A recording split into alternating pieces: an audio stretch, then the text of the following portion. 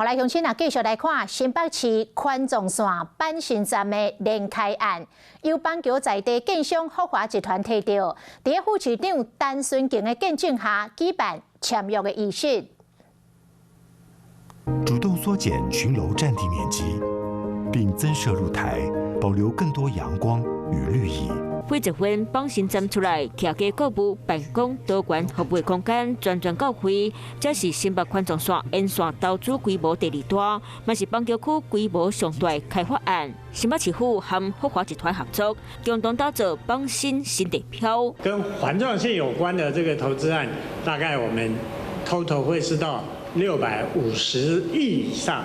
啊，那这个案子是60亿，刚好是差不多1/10之哈。这回开发案投资金额超60.4亿，并2023完工。有副市长陈顺景见证之下，新北财运局长李正安和福华集团执行长陈盈林共同签契约，未来5万和这个家变更加热烈。我们也希望透过认养后方广场与邻近的富华爱美酒店来做相连结。我们希望打造一个集合酒店、 住宅、商业以及办公的城市综合体。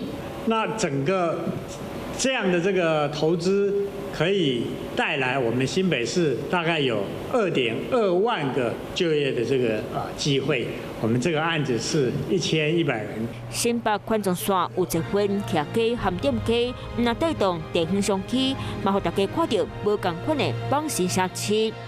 Hello， 我是林明瑞。想要抢先掌握最及时的新闻资讯吗？赶快订阅、按赞、开启小铃铛，锁定我们华视新闻的 YouTube 频道。